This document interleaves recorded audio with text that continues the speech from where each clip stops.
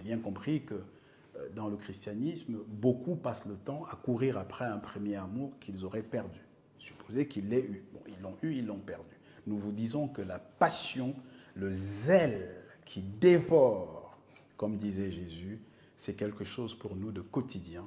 Et nous aimerions tellement vous en contaminer, nous aimerions tellement vous indiquer le chemin par lequel nous-mêmes nous avons renoué avec la grâce, avec la providence des Écritures, avec le « il est écrit », qui est normatif, qui est beau, qui est puissant, qui est éclairant, en fait, qui est la parole, qui est la puissance, qui est la lumière.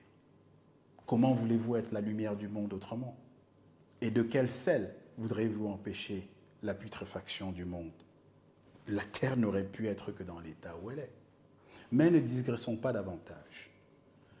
Résumons-nous en indiquant que là encore, le sujet de la naissance de Jésus, le sujet de la parenté, c'est-à-dire de ses parents, est traité amplement, abondamment, dans d'autres productions que nous vous invitons donc à regarder, à écouter ou à lire en détail plus avant pour votre information et de ne pas hésiter à nous contacter à cet effet. C'est avec un immense plaisir, avec beaucoup de diligence que nous nous presserions de partager avec vous ces bons pains dont nous-mêmes nous nous nourrissons.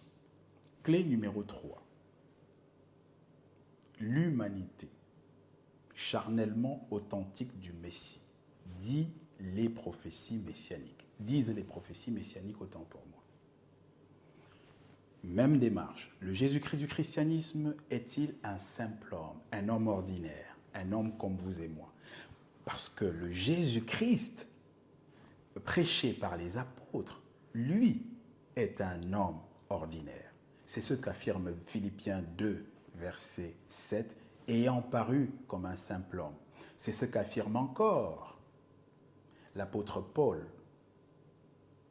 lorsqu'il déclare dans Romains 8, verset 3, que Dieu a condamné le péché dans la chair en envoyant à cause du péché son propre Fils dans une chair semblable à celle du péché. Mais il dit également dans 1 Timothée 2, verset 5, il dit la chose suivante, il n'y a qu'un seul Dieu et un seul médiateur entre Dieu et les hommes, virgule, Jésus-Christ, homme, point. Il dit encore, dans 1 Corinthiens 15, verset 21, puisque c'est par un homme que la mort est arrivée sur la terre, mais il faut donc aussi que ce soit par un autre homme que la vie, que la résurrection arriva. Multiplier comme ça les références. Donc, l'humanité effective, pleine, complète, intégrale du Jésus-Christ prêché par les apôtres est totalement alignée à celui du Messie annoncé par les prophètes. A contrario, le Jésus-Christ du christianisme, il n'est même pas de l'espèce humaine.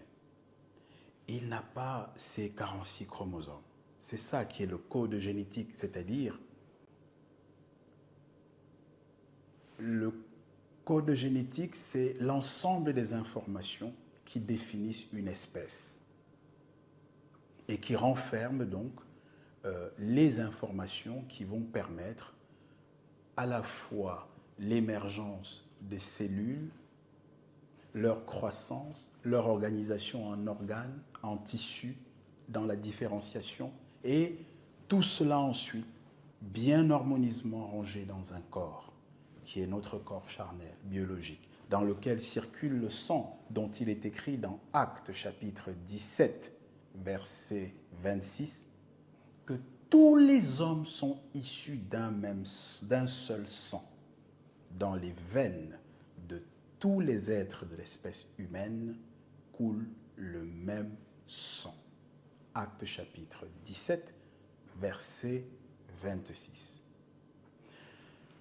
Par conséquent, étant un être extraordinaire, puisqu'on ne sait franchement pas quelle est la composition de son sang au Jésus-Christ du christianisme, il n'a pas ses 46 chromosomes, il en a 23, on le sait, parce qu'il l'a reçu de sa mère, Mais les autres chromosomes, on ne sait pas s'il en a 46. Est-ce qu'il a 56? Est-ce qu'il n'a que les 23? Est-ce qu'il en avait 30? On n'en sait rien parce qu'on ne sait rien de cet esprit. D'ailleurs, on n'a rien à savoir de cet esprit. Parce que Matthieu 22, verset 30, explique qu'il n'a pas été donné aux anges des appareils reproducteurs, si bien qu'ils n'ont pas l'aptitude, la faculté, en termes d'autorisation, en termes de respect des principes divins du Très-Haut, du Créateur de nous tous, ils n'ont pas le droit de procréer des êtres humains. Et la fois où ils l'ont fait, il y a une forme de jurisprudence qui nous montre un précédent dans Genèse chapitre 6 où des femmes sont allées avec des esprits, ont accouché et ont offert à ces esprits des sortes des monstres en fait, hein, des géants, des hybrides, des humanoïdes. Et c'est simplement à cause de ce scandale-là, de cette transaction, de cette corruption contre nature, que Dieu a rasé la terre au temps de Noé, que le déluge est venu, que la durée des nombres de jours d'un être humain sur la terre est passée brutalement tout à coup en sentence divine de plus de 1000 ans à 120 ans.